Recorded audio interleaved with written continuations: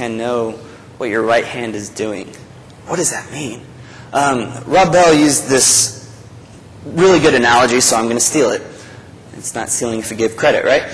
He says it's just like riding a bike. I know a lot of you probably learned how to ride a bike when you were growing up. I sure did.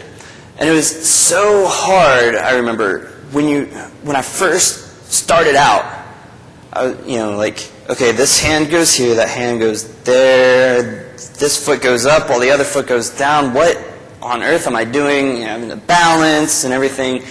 And all those random instructions that your parents were shouting out at you, turn, pedal, stop, don't hit that. That meant absolutely nothing to you. It was completely new. And then after a while, those instructions sort of became normal. You started to get a hang of it.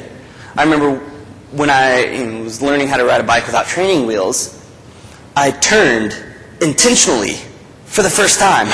I remember I turned left around a tree without hitting it. And I was so excited, I rushed in and started telling everybody. It was something that had gone from new to being normal. But being normal, I was telling everybody, I was excited. I was like, hey, I'm riding my bike correctly, look at me. But if I were out riding a bike now and saw a friend and be like, hey, look, I'm riding a bike. So, what's the big deal? Okay, you're riding a bike, woohoo. It's something that has actually become natural. It's become second nature. It's just like riding a bike, as they say. Once you learn, you never forget. It's habit. It's muscle memory. It's balance. It's every part of your body working together. You don't have to sit there and think, okay, left foot down, right foot up, left foot down, right foot up. I was actually doing that backwards. That was weird. I need to work on that some. But you don't have to think about it. You don't have to think about it anymore. It just comes naturally from you. It's second nature. So when you give, he says, don't let your left hand know what your right hand is doing. He says, okay, guys, it's time to go from normal, a command, it's something you do every day, to something natural, something that flows naturally from your entire being, something that flows naturally, as Paul would say, from the Spirit-led life. It's not something that you brag about. It's not something that you boast about. It's not something that you advertise anymore. It's something that you just do. It's holistic and involves every part of your body, every aspect of your life. It's intentional. You don't really have to think about it anymore. It's just what you do. You're in that mode 24 hours a day. So kindness is a holistic, intentional way of life in the Spirit.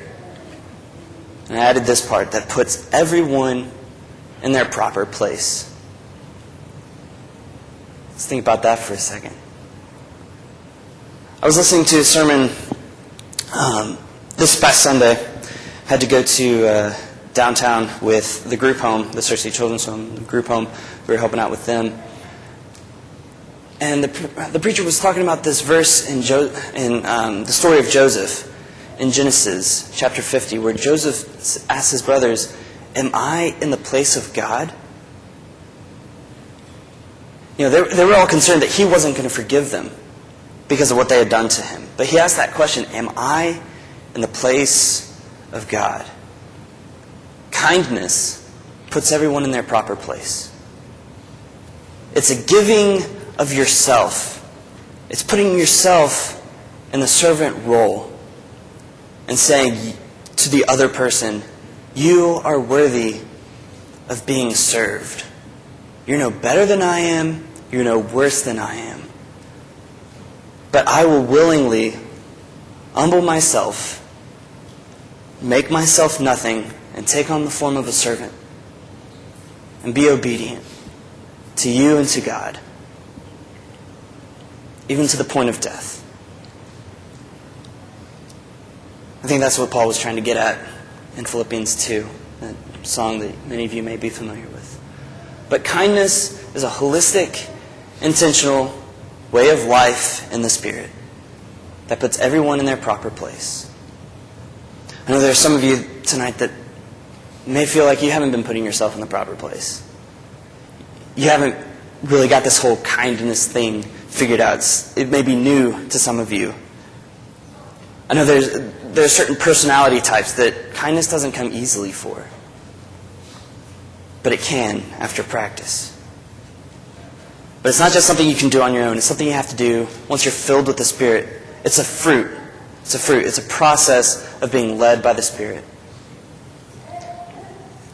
And tonight is as good an opportunity as any to have that Spirit come into your life. To be filled with the Spirit through the waters of baptism. If you're new to this whole Christian thing. Or if there's some of you that have just been struggling tonight with being kind and showing love and showing compassion towards others, make a change tonight. You can do it in your homes. You can do it in your car on the way home. It doesn't have to be something public. But if there is anything that we can help you with, you can come right now as we stand and sing.